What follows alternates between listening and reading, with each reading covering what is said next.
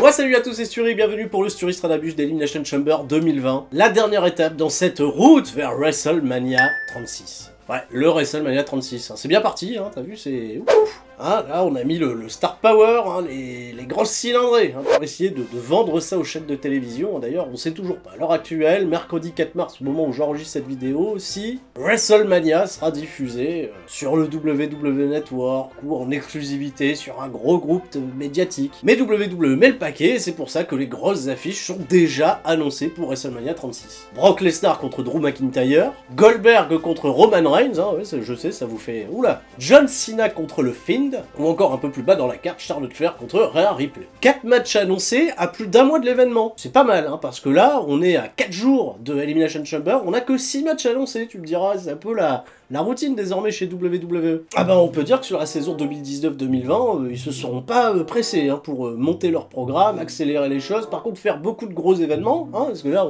on sort quand même du jeudi compliqué en Arabie Saoudite, même pas 10 jours plus tard, Elimination Chamber, avec cette particularité qui est pas des moindres, hein, aucun championnat majeur ne sera défendu lors de cet événement. Même pas un match pour déterminer un spot d'aspirant numéro 1, non. Pour McIntyre et Lesnar, je comprends, tu vois, ça protège un petit peu le délire, pas de souci. Mais pour Goldberg, t'as vu le dernier SmackDown? Goldberg il est venu, il a dit, bon bah c'est qui le suivant? Et apparemment, bah il fallait être le premier dans les loges pour lancer la musique au bon moment et se dire, ça y est, c'est moi. Et ben le gros chien, hein, backstage, il a dû mettre quelques bourre-pifs à droite à gauche, hein, parce que si ça se trouve, ça aurait été Curtis Axel, hein, qui allait sortir, tu vois, des rideaux pour faire « Hey, je veux ma place à WrestleMania !» On sait pas ce qui s'est passé dans la Gorilla Position, mais ça a pas dû être bien net, hein, et tu vois que Roman Reigns, bah voilà, il était opportuniste, hein, le bon mec au bon endroit. Étant donné qu'on a une carte partielle pour ce Elimination Chamber, je vais aussi un petit peu commenter l'actualité WWE, et je vous invite bien entendu dimanche soir à nous retrouver, Ludivine, Flo et moi-même. On sera en direct dès 20h pour le Super Kick-Off, votre rendez-vous quasi mensuel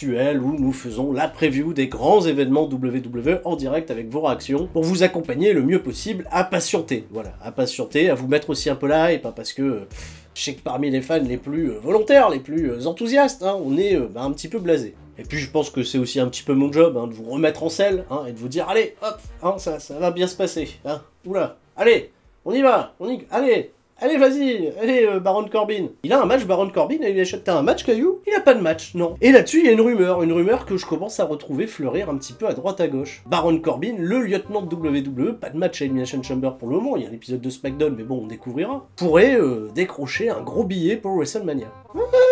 Il pourra affronter Tyson Fury.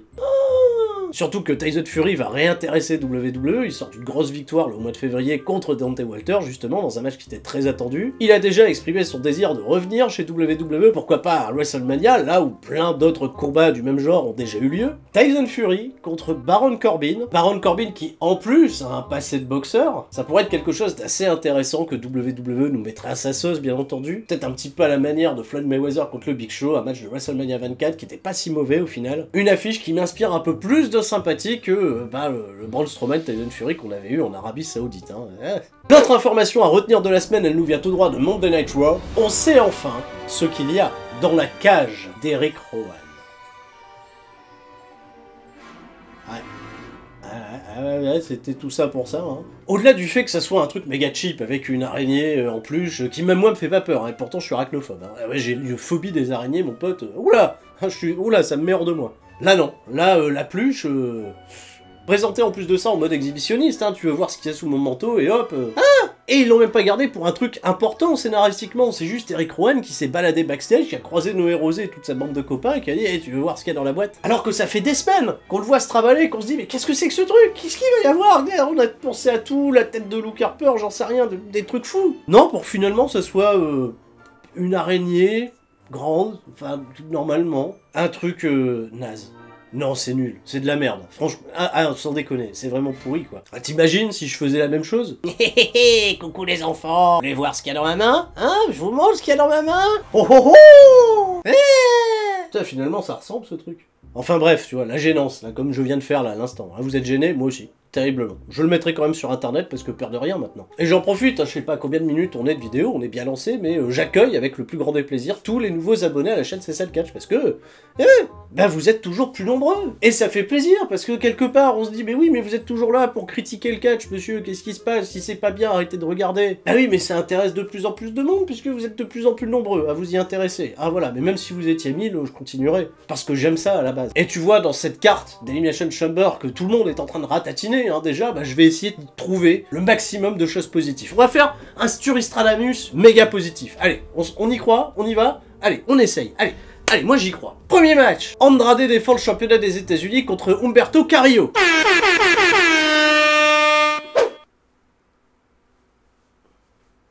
Allez, aidez-moi aussi, c'est bien ça normalement. Ben oui, ces deux super athlètes, ils sont très très bons. Le match qu'on a vu en plus à Monday Night Raw en tag avec Rey Mysterio et Angel Garza, c'était loin d'être décollant. Moi, tu me dis demain, Angel Garza et Andrade, ils font une équipe, ils vont à WrestleMania, champion par équipe, je dis pas non, hein, mais bon, là, il est champion des États-Unis. Mettre le titre des États-Unis sur Humberto Carrillo, qui a eu combien de chance, hein, honnêtement, ça fait beaucoup quand même. Alors, Humberto Carrillo, Ah non, en live event, c'est seulement sa 3e chance au championnat des États-Unis. Bon, c'est pas si décollant, mais j'ai l'impression que ça n'arrête jamais. La première, c'est quand même Crown Jewel contre AJ Styles en 2019. Ou alors, c'est Carrillo contre Andrade, j'ai l'impression que ça s'arrête jamais, ou c'est ce push peut-être un peu forcé pour Humberto Carrillo, on comprend pas ce qu'il a fait exactement. Surtout qu'on l'a jamais eu, ce foutu match entre eux. J'en parle tout le temps, j'ai l'impression de jamais m'arrêter. Mysterio contre Andrade en pay-per-view, quand? Mais quand est-ce que vous allez le faire? C'est peut-être ça, hein, le plan pour WrestleMania, on sait pas, hein. D'ailleurs, tu sens un plan venir autour du championnat des États-Unis? Est-ce qu'il est embarquant, le championnat des États-Unis? Je sais pas, je vais pronostiquer Andrade, comme d'habitude, parce qu'il va y avoir la gruge et peut-être un début d'explication de programme. Mais c'est une affaire qui va se terminer avec un multi-man match à WrestleMania, à tous les coups. Peut-être même pas de match pour le championnat des États-Unis. Peut-être le kick-off, allez. Bordel, le premier match, je suis déjà pas positif. Qu'est-ce qu'on a après? Championnat intercontinental, Braun Strowman défend contre Shinsuke Nakamura, Cesaro et Sami Zayn. C'est 3 contre 1. Ah, c'est 3 contre 1. 3 contre 1, voilà. Donc c'est-à-dire que WWE, ils ont pas encore vraiment expliqué, hein, mais bon, si Nakamura gagne, ils sont tous co-champions.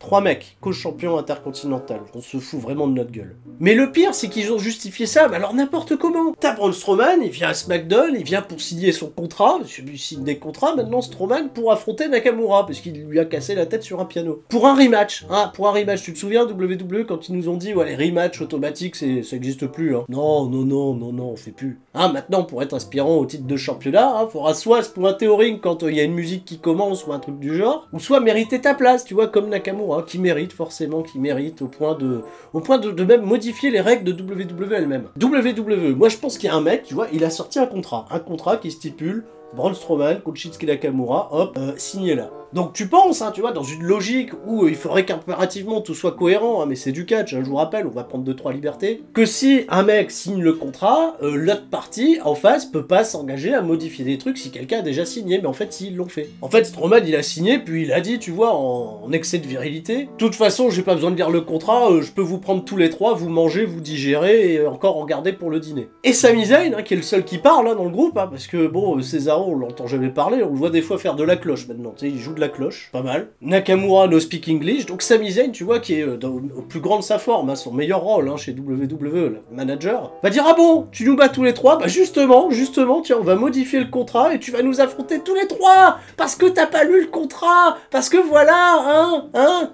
Et voilà, et c'est comme ça, 3 contre 1, et close, tout ça, on valide, hein, parce que narrativement, on n'a vraiment pas envie de se casser la tête. Hein, voilà, on va faire 3 contre 1 pour que Braun Strowman reste fort, hein, pour un programme incroyable à WrestleMania pour affronter je sais pas qui, je sais pas. Et je garde de l'enthousiasme, allez, on va y aller, 3e match. Aleister Black contre AJ Styles, match sans disqualification. Ah si. Ah, c'est bien ça! Ah, AJ Styles contre Aleister Black, enfin! On devrait tous être méga excités, enfin! Saint Aleister Black, l'élu, le promis, un destin, une destinée fantastique!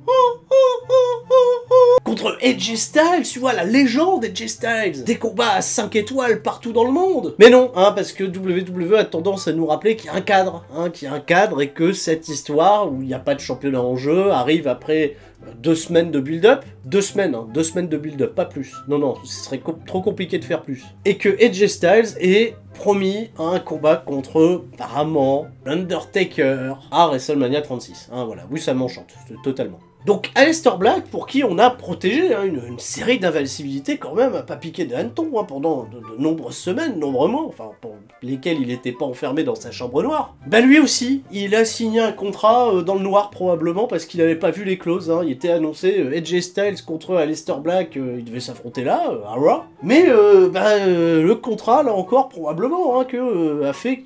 C'était Karl Anderson d'abord, puis s'il battait Karl Anderson, Luke Gallows, puis s'il battait Luke Gallows, AJ Styles. Avec des injustices flagrantes, hein, voilà, pour que finalement Aleister Black essuie sa première défaite en 1 contre 1, un peu protégé certes, mais contre AJ Styles en 2 minutes.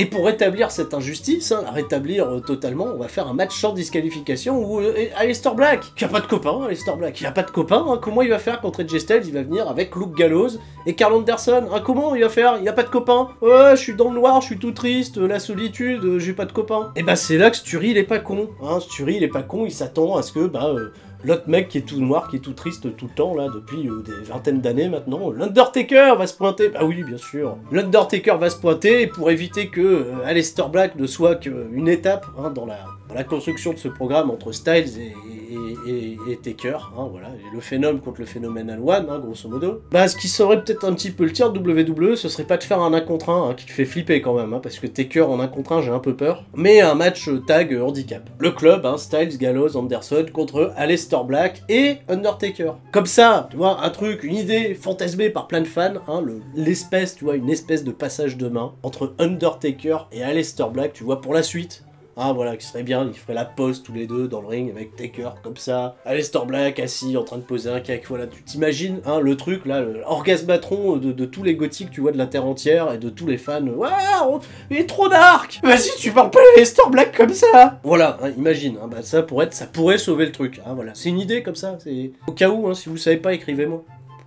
Hein, et pronostic en plus victoire d'Aleister Black avec l'aide du Taker. Voilà, comme ça, je suis sûr que je prends un risque que je devrais pas. Allez, là on reprend un peu d'entrain, là, on a notre match. Championnat par équipe de Raw, les Street Profits, nouveaux champions par équipe, défendent contre Buddy Murphy et Seth Rollins. Hein, les rematchs automatiques. Voilà, alors là, on a même pas attendu longtemps. Hein. Jeudi à lundi, pas de reconstruction, Street Profits contre Seth Rollins et Buddy Murphy. Allez, on est parti, faites un rematch, comme ça, voilà, rematch. Ou c'était plus intelligent de faire gagner à ce moment les Street Profits parce que tu pouvais faire intervenir Kevin Owens, qui lui est dans un programme assez intéressant contre Seth Rollins, qui les mènera peut-être à un combat contre un WrestleMania. Hein. Des places 1 contre 1 sans championnat, c'est assez dur à voir. Hein. Il faut vraiment avoir une storyline qui a la gueule de Edge contre Randy Orton. On va parler de la performance de Randy Orton à Raw. T'as la delivery, la promo, le sens du truc, bordel. Même le mec, il a fait un gros discours de heel en disant à Beth Phoenix, tu devrais me remercier d'avoir mis ton mari hein, en maison de retraite plutôt que prévu. Comme ça, il pourra profiter de ses gosses. Ce chacal. C'était tellement bien expliqué, tu vois, la delivery était parfaite que les mecs au premier rang, ils se sont levés. Ils ont fait putain. Ouah, fou en l'air le 4e mur, et putain, le mec il vient de faire la promo du siècle. Elle était super cette promo. Orton il a été fantastique là contre Edge. J'en parle maintenant comme ça, je fais ce que je veux. J'ai parlé d'Eric Rowan tout à l'heure, je pense que j'ai pas le cœur en miettes. J'ai envie de parler de cette promo d'Orton. Elle était super. Punaise, ça c'est un programme qui a la gueule de WrestleMania, tu vois. Alors là c'est beau. Edge contre Orton, hein, le match sera pas terrible. Ah, ce sera pas fantastique, ils vont peut-être nous raconter. S'il y a un peu de temps pour l'écriture, tu vois, il y aura... Déjà ils ont du temps à écrire des promos comme ça, mon pote. Et Orton il est top of the game, hein. Il est fantastique. RKO sur Beth Phoenix, tu vois, à l'ancienne, hein, quand il mettait des RKO aux meufs, hein, parce que c'est pas son premier coup. C'est juste que le faire maintenant, tu vois, dans le climat social qui est plus le même, a tendance, tu vois, un peu plus à choquer, mais c'était super. C'était super, c'était une superbe histoire, bien racontée. Voilà, je kiffe déjà ce programme, mais je pardonne d'avance le match. S'il est pas bien, bon, il faut vraiment pas qu'il soit nul à chier comme Goldberg le film, hein, voilà. Mais bravo, hein, chapeau. Alors là, ça sent WrestleMania, ça c'est bon ça. On va parler de choses bonnes, hein, voilà. On va oublier les Street Profits. C'est bien les Street Profits, c'est bien. C'est bien, il est bon mon Tesford, hein. Il saute partout, il est super. Voilà, bah ils vont gagner de toute façon, les Street Profits, ils vont conserver contre Buddy Murphy et contre Seth Rollins parce que Kevin Owens, il va encore intervenir, on s'en fout, voilà, faites ça. Randy Orton contre Edge. Là j'ai hâte, hein. Si Edge revient à Raw la semaine prochaine pour venger sa femme, Hein. Et puis faites un coucou même à Elimination Chamber, c'est pas annoncé, mais s'il revient en plus à Elimination Chamber, c'est cool, ça fait shock value quoi, fond la caisse. Tiens, il y a une époque, WWE, il l'aurait fait sans vergogne, tu vois, oh, on va choquer les gens, on va faire cet angle-là. Sur le pay-per-view. Et non, maintenant ils vont garder ça pour la télévision, tu vois, avec toutes les coupures pub, etc. Rapporte plus, hein, les pay-per-view, c'est pour ça qu'ils sont un peu bâclés ces derniers temps. Ah, là on le sent. Hein. Elimination Chamber masculin pour les championnats par équipe de SmackDown. Miz et Morrison défendent contre le New Day, les Usos, Lucha House Party, ils sont encore vivants, hein. Heavy Machinery et Dolph Ziggler et Bobby Roode. Truc positif, hein, voilà. Alors là, il y en a un, mais il est fantastique, là, comme un nez au milieu de la figure. Le Revival est pas dans le match. Le Revival est pas dans le match. Bah c'est simple, Dawson et Wilder, là, ça fait depuis quelques semaines qu'ils sont en train de pourrir WWE de l'intérieur, à essayer de protéger tous leurs catchphrases, tous leurs trucs, même leur thème d'entrée, ils veulent tout protéger les mecs. Parce que là, ils sentent le vent tourner, ils se sont dit, tiens, on a vu comment ça se passe les divisions par équipe ailleurs, et notamment à un endroit. Ils sont à quelques semaines, on n'a pas la date exacte, mais vraiment quelques semaines d'être relâchés par WWE, et là, s'ils les ont pas mis dans ce match par équipe, où il y a absolument tout le monde, hein, là, ça sent quelque chose quand même de... Donc Revival contre Young Bucks, hein, le match que plein de fans attendent chez All Elite Wrestling, hein, bah, ça commence à sentir de plus en plus bon les mecs. Mais au-delà de ça, Elimination Chamber par équipe, alors qu'on attendait un Elimination Chamber pour déterminer l'aspirant numéro 1 au championnat universel, et même au lendemain, tu vois, de l'Arabie Saoudite, j'étais là en train de me dire, punaise, mais tu peux mettre John Cena, tu peux mettre Roman Reigns, tu peux mettre Le Finn, tu peux faire un truc, tu vois, qui te fait penser qu'il y aura un peu de suspense pour savoir qui va aller affronter Goldberg, que non, hein. Le lendemain on était pressé, who's next, tout ça, je vais pas revenir là-dessus, ça m'énerve, ça m'énerve. Donc là, match par équipe, c'est pas la première fois qu'on a un Elimination Chamber par équipe, ça s'était pas super bien passé d'ailleurs la première fois, là. Kalisto il avait un peu merdé, il y avait des spots où ils ont essayé de grimper à la cage. Dans mon souvenir ça s'était pas bien passé, mais c'est pas pire que le championnat intercontinental qui avait été défendu avec Ryback. Ryback, oulala, la vache, le pire Elimination Chamber de l'histoire, hein. Celui-là faut pas l'oublier. Il sera bien entendu très intéressant dans ce match, c'est de voir le comportement de Dolph Ziggler lorsqu'il se retrouvera face à Otis, avec toute la storyline qui entoure justement cette relation amoureuse, on sait pas trop, avec Mandy Rose. Une confrontation anticipée, comme je disais, qui permettra de faire un peu avancer l'intrigue, et on espère en tout cas pour le plus grand bonheur de tous, parce que jusqu'à présent, même vu la légèreté de la chose, l'interprétation est pas déconnante. À voir maintenant si Dolph Ziggler a la confiance, puisqu'il a perdu contre Mansour. Ah, c'est pas rien. Des défaites comme ça qui peuvent faire perdre la confiance au catcheur, on peut parler de Ricochet. Monday Night Raw, Ricochet qui perd contre Dick Moss, hein, voilà, l'enterrement. Merci, vous êtes venus aujourd'hui assister funérailles d'un homme talentueux du nom de Ricochet. 1 minute 30 contre Brock Lesnar est désormais voué à l'échec d'une vie. Il a perdu quand même contre Dick Moss, tu vois, le champion 24/7. Le championnat était en jeu. Un championnat, je te rappelle, qui a été remporté par un mec qui traînait backstage comme ça, qui a été remporté par un DJ, qui a été remporté par le Père Noël. Le Père Noël. Ricochet, il a pas su gagner. Il a pas... un échec. Donc si ça se trouve, hein, Ziggler, même Spiral, hein, il a perdu contre Mansour. Hein. Ah. Mais on s'en fout, c'est un autre univers, Mansour, ça ne concerne pas Ziggler, bien entendu, qui sera vaillant. Et même si ça semble un peu tôt hein, pour envisager un changement de titre, eh ben j'aimerais vraiment donner une chance à ce programme entre Ziggler, Bobby Roode et Heavy Machinery pour même aller le mener jusqu'à WrestleMania. Et je pronostique la victoire de Dolph Ziggler et Bobby Roode. Oh, mais parce que tous les autres, ils sont bons, hein. Ils sont pas mauvais. Non, attends, il y a les Usos. Il y a le New Day quand même. Il y a Morrison. Le Miz. Bon, ok. Donc c'est pas mal. Ça va faire le catch, ça va faire de la voltige. Le match peut être très très bien. Mais WrestleMania, on va essayer de développer l'intrigue. Et l'intrigue, je la vois là. Hein. Bah oui, je la vois là, je sais. Jetez-moi du sel. Enfin, le main event, hein, parce que bon, on va dire que ça sera le main event. Un match pour déterminer l'aspirante numéro 1 au championnat de Raw détenu par Becky Lynch. Natalya contre Liv Morgan, contre Shayna Baszler, contre Asuka, contre Ruby Riott et contre Sarah Logan. Sarah Logan. Est-ce qu'on en parle maintenant du mérite, hein, tu vois, de choper une place d'aspirante numéro 1 pour Sarah Logan. Alors, Sarah Logan. Sarah Logan, elle a un palmarès en 2020 de 6 défaites. Je commence par les défaites, je fais ce que je veux. Pour 2 victoires. Elle a 2 victoires, Sarah Logan, en 2020. Contre qui? Eh ben, à Main Event, elle a battu 2 fois, en plus c'est télévisé. Hein. Main Event. Elle a battu Deonna Purrazzo. 2 fois. Sarah Logan. Il suffit que tu battes 2 fois Deonna Purrazzo en live à Main Event, hein, tu vois, la Sarah Logan, je te parle de Sarah Logan. La Sarah Logan qui aussi à Main Event, un mois plus tôt, on était encore en 2019, avait perdu contre Chelsea Green. Elle va se battre pour être potentiellement aspirante numéro 1 à Elimination Chamber, pour mettre le prestige. En fait non, le prestige il est pas là. L'idée de Sarah Logan dans le match, c'est la confrontation entre les anciennes membres du Riott Squad. Liv Morgan, Ruby Riott et Sarah Logan, qui était la membre...